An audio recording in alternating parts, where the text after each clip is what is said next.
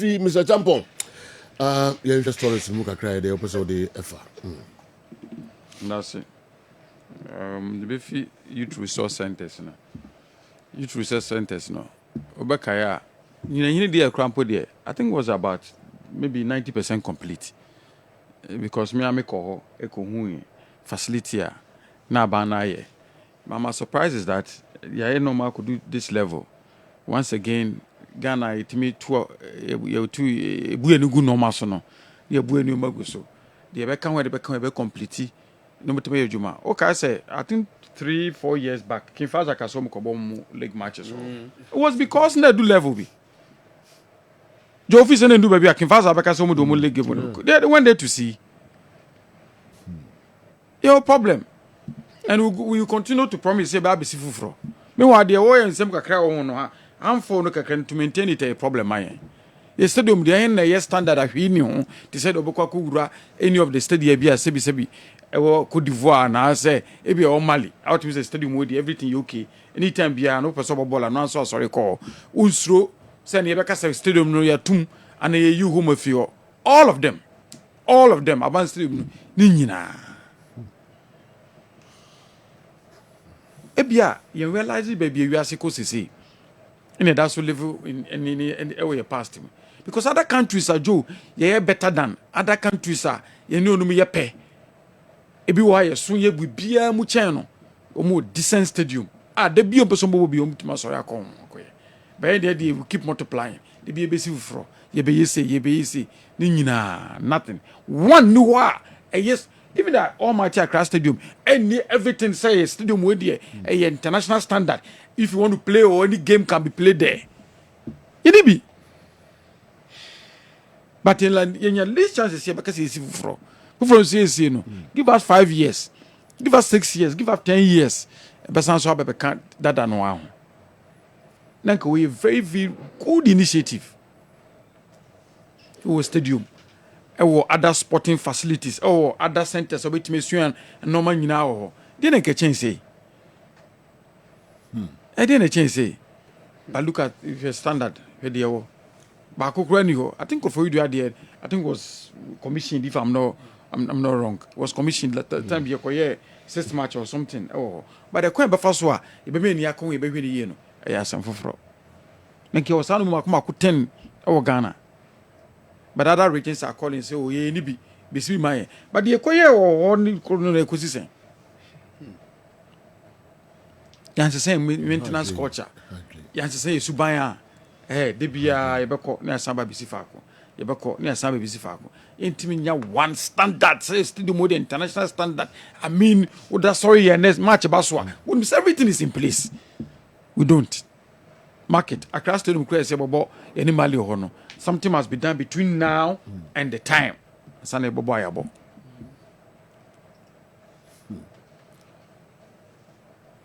Something must be done. Utumuse sika kompa o restanti ni oh gosh enti ya na mama mitibom me jo amentiase me jo amentiase so what is the reason ade bi okwa we kwa do bejudi ya de na do say 90% sika ni hia what metu ya sika bi what metu 90% so unya $1 million e just what $100,000 $100,000 fa koka wona fa judi no eno no waja ma de na sa deteriorate asansan na chi then you need more than the 100,000 to get it in shape. And the powers that be, will do be also responsible. And then I'm doing one because about easy. Say a plateau, one kind, if one will be a simple thing to even go and remind or be say, no, this we need to get it done. Maybe I say, I do you do so you say, we can get a resource from Hasibit Ministers go if we are completely now yet me but no. Can your problem no your problem too much your problem and it doesn't only rest with say resource centers no even a kwan cry the contractor be so nya or ye kakra wan kakra asa no mafiri so na kwan no o make atam so ye no akwase ya chenda da na e nam so sa na ye se kwan ye no because oba no baby tutu baby ateche baba ha we baba nso beta ba na akwase ya chenda da no no mo jama ye na musa 5 years 6 years 10 years ni etibo ye ho sa the problem Me that you know some mentiasi. The car crave dan ke ko boy match outside Ghana. Nti aman nsu bibi enfrim. So free some money bad day. E be do no mayi kama. Me see your problem, Joe. Problem free so just akoba. Every so your problem. Your problem. And the problem any ne te any ne dade bia. And normally the hu hia na focus attention na be call. The hia dey da bi. Sani ti Ghana. Nti be to so sa. Now where ni den? How many times na yanka? Na kwete some of the things dey here. There's a Kumasi Stadium share now cost the costume adan pump asenti. How much does it cost to repair the pump? Near jama moon pitch no ma ba be say e na we hear more than just the pump. Ana reason say the pump the pumping so say and it a jar park and he say e na the we hear no more than just repairing the pump. And then we hear rainwater, we hear fertilizer, we hear diesel, we hear fire service for, we hear way. Any problem here? Ni nyina so no government dia. And I make am say private we are. NSC for that matter the government dia. Okay? Na hwe they see the city. In the aban they and say in South Africa a private person be there. And go on to say in South Africa most of stadium no must see ye no the World Cup ne one no nyina no. E ko be di no private entities na run you. Private companies na run. I told you me call was it Orlando Stadium? Yes, me call Orlando Stadium. Say me call a game. The company, the club, team stadium is Orlando Stadium, but the club is somewhat different from the operators of the stadium. Into what they take you through normal. This is the stadium. I'm hand you over amount certificate. Normal way who we are. We hand it over to them. Now because I a private company in Intino, or Francophone be a Juma, I will tell you muka. Into what Juma make sure so we are Juma. Na juma no ye so fa so ne sen ne be kire say whether say tuaka na asem ntuaka but me ya ban juma bosom so wakatua beba nti whether wo ye juma wonya juma wakatua beba ne kesa stadium say jama say private entities na enwa ne nye we ya to the keep in shape because sorry you must earn money and they be say baba ga cut off so go benya ska he say ye free on tibere no nya ska but they are buying into the background whether baba cut off or ya cut off whether they send generator it doesn't generate they don't care bosom e bitua neka no one the theater so and one near the co. I think Frank dealt a lot with in Kotokone management in the system of running this year. You have one simple advice. Am I on? Look at what happened. Nancy Equia launch Ghana Football Association APL. It's been going on. No? It's been going on. We at Mitumo fear, but we had the tax say, and you can say a cow abonting. Because say negotiations don't mean do baby. Enti young crowd who sit on the board no. No even me yira me ne dam paso. Na me ne kan wasem. Until say first year call launch. E da ye free invite nkrofo send invitation. GFA wrote invitation to clubs no bia no. They never told what was it or who was it. And upon here before we move to the hotel acquire there no. And the GFA president ne Premier League clubs no Asia. Then inform them of what was going to happen because in Ghana obiti asema ye news man no ademu de anya no krakra report na asema wakote e no krakra wo mu nti wan hwe anu pakoro kra na e disinterested before adin be kra na ya send dada nka this way a big deal alpha lotto enti senipa 6 or 8 amuhia montimi kipi computer ma wi ade na jomba announce I feel na be cobra. I na say. Ma hunu bi pen obi kitikiti say to get opportunity or employment because a barbon tinti debi anye juma bio. Yeah. Inti I'm so careful. How many times am I committee member akoyo TH ni tika rek for bit me ni mo hwe. Tika say they say no make asem na okay. Boy. So no dia. Me ni mo hwe. Babu sa meet DJ fe ba announce. Publish it. You go and follow it. Kotokonya sa de ne kom. Omuni afalo to phone nyina. Omo wo no negotiation na no. First no be end sa de ye wie ya man babonti. Because be kra na anko wie pe. Anko wie. So no. Until say bia e be wie no ya ba announce no. In keep it. Now who will be any free? Which my free the other side is. Then they say the people involved. They say the people involved. And I because some of you look at some mileage kakra. Say you that short period no. At least remember one thing. When I make us to call first meeting and some can say be able to me aliki. Yeah, but who call first meeting I saw cause idea we mo be an country between the two parties no. Mokoba good time I'm one announce na Joe no ma announce. Ah well. Yentuaso akasimam yensam pepe na donko abo. I want to ask Mr. Champion today this simple question. Now that President Mahama has majority in parliament and can begin the process to change the 2 terms of every president to 3, as some people are proposing, what will have been his reaction as a politician? Sometimes it's better to do your best and leave the scene than to stay for long and destroy your hard-earned reputation. They always say there is nothing at the GFA to be enjoyed, and it's always about service.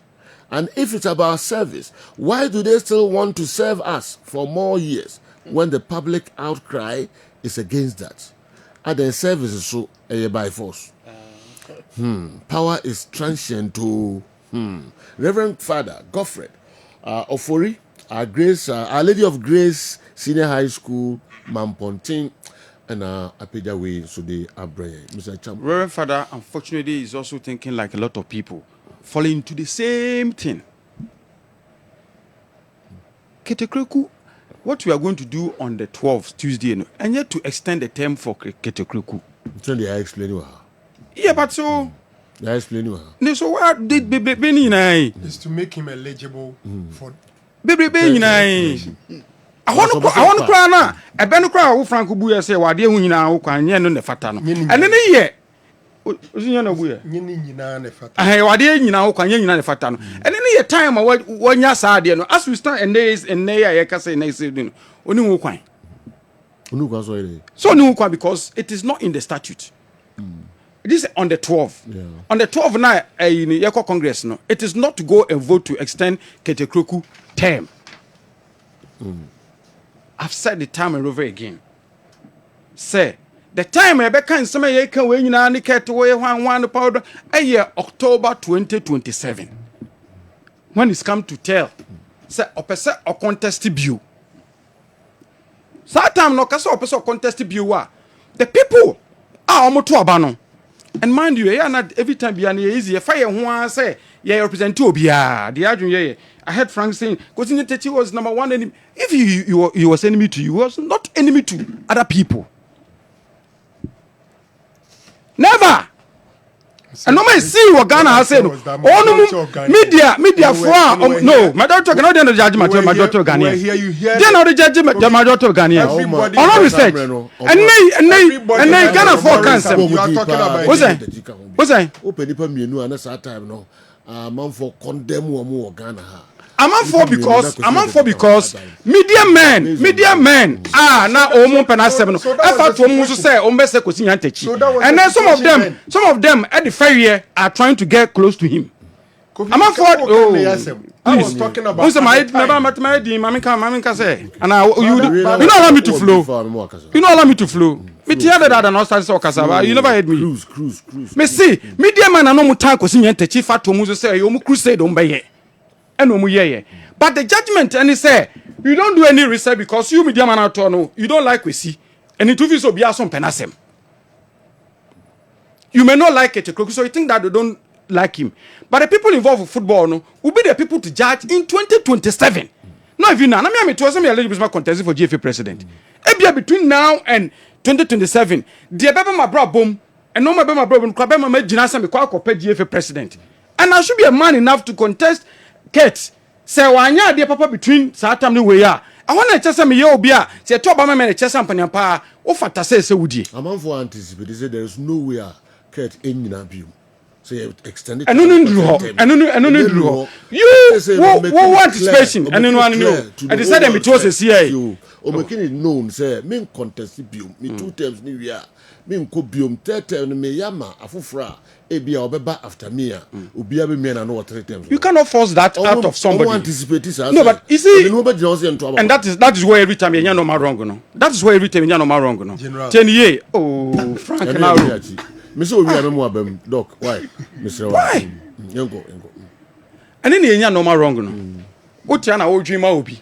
Into wadwen ama na wi ntino. First of all, no what to so asem no na dey ahye no. We no just to give dog a bad name and hang it. Into wadwen ama na wi. Afen na wo hama no twitwa no sa me say timi. Me anybody positive negative it me call left it me call right call right I say call left I say. But so yeah be say no, so why must we think say negative? Why must you think say it's only negative and that it cannot be positive? Why must you think so? Why must we live in the world and think that everything they will be there, we should end up in negative, 90 million and positive? Why must we even think so? Why? Who drink negative? Now they tell you positive income. Drink positive come and then assess him as well. Omo kano. Minim say. I know this show be omo ka. I know this omo ka. What's it positive and negative? Hey. All Left kinds or of right. Hey. What is your worry? From now, what is your worry? What is support? What is your worry? What is your worry? What you support? What is your worry? What is your worry? Ostandia, okobioma, ya dwen treni, wa okobiom so ya dwen treni. I want to no wa dwen treni dey. Oh, and normal. Ma ba na continental si, and one. Obi aso nka say so wan kobi odi a say. But tie point na me raising is say, what is happening on the 12th? And it's our duty as media men to educate people. There's no election. We are not going to extend Ketokrefu's term of office. Take somebody by your BND. Someone send a text. Time and again. So don't make it look like Jonathan, you can tell me anything you want to tell me. I have right to also speak. And any problem? Now what is your worry? No, I come with me, Kana. What is your worry? So allow me to flow, please. Can I flow? No, but can I flow? Let me move free here. Don't paint wrong picture to people. Don't paint wrong picture to people listening to us. Okay, so allow me to flow. Why are you heckling me? Cool down. You don't heckle me. Allow me to flow. Allow me to flow, please. Flow, but you will be interested one. And then no Bob pushes every single person our interest. Every single person was such a interest into the can ask them. I had Obi or send a text by no Bob a Fozilla Jardin or Bob Augustin Sangodi. Say they didn't have to get much time to do something. One year so much do a CFA president. Augustin Sango became FA president of Senegal 2009. We are in 2025. And now, look at the things he did oh Senegal. Now, so muko contest. And Nipa 4 or the third. Sango, Nipa 4 or the third with 92 votes. Once we have 380 votes, no, or the 92 votes. The time you drew, Nanko for no mutuabano. I said the why no money swa. Joe, it doesn't take the Obi can radio soon the Obi can. They will vote against you. Say no more mutuabano. Say time I do so mutuaba. No one will say no. As a normal econo, you who say would this person will be a better FA president than we are. They vote against you. They voted against Okesi Sango. We can hear. Wabra Senegal winning normal so winning now. What to bet no? MPP were in power. We thought we've done everything. Ghana 4 disagree with the MPPIA. Look at vote results. What is going to happen on the 12th is to get the statutes around Ghana football aligned with seniors in CAF and FIFA. And no man, you call FIFA no anywhere no mukwa. Say the most important thing called discussion Congress is no. Every year Congress without amendment to the statute. Into normally do call Congress every year, no, and it's important. It's like the 7th item. It can happen, say, if Tuesday, you know, the clubs will think, say, no, at the juncture, we don't do this. And so they'll vote against it. It's a worry. When we get to clock now to say, we no more do for besio, and normal people predicting your future cry. Munyame. Predicting over the future. Na de tu na question techi, and I dey say, and I dey say, and I dey say. Say you ask near the negative mindset to you as here. Or offense. Now we also just heard Dr. Nyahota Maklu. The same. Mr. Crawford. Until no say. Crawford has no only journalist. No. I just said in Crawford. Until Dr. Nyahota Maklu said same. And I may say, Mr. Crawford encompasses will be a journalist. I'm saying, said, do not predict to be future. Some koya there now. Hey, a bit may do between now and time in the crown. Maybe what has happened in Ketokroku's life and in the Manoma, he might not even decide to contest. It might even be say, I will be contesting because I'm eligible to contest. Obi are involved in football, be eligible to contest. Omom ko to abano, omom ko to abano. Whether a favor a omon e to abano. Obi ko congress bia you obi obetuma contest as FA president. Enti omo ko say omo ko to so ko law to favor Ketokroku. No. If say favor, everybody are involved in football. Say any favor no against Keta against who be involved in football because who be eligible so be to contest as FA president. 7 minutes after. But Obisi one answer. Achi hasn't answered the question of Fawaz Gruza, UK the way about. Achi hasn't answered the question of the tester whether he as a politician will support if JDM changes the presidential term from 2 to 3. JDM cannot change presidential term. And this is one thing. Until I am limited to what is happening. President Mahama wants me change term from 2 to 3. It is a process to go through it. The process to go through our constitution says that constitution for Bayomaya amendment, it's one of the entrenched positions in the constitution. This is what they call referendum. The whole Ghana. Echo Juni says the Ghana for a 2 year say 3 times. Now Benina also want to say Couldn't 8 minutes after 1. Just 1 minute. Just 1 minute. 1 o'clock. Yeah, LPMs. No, just 1 minute. I was just making a quick point.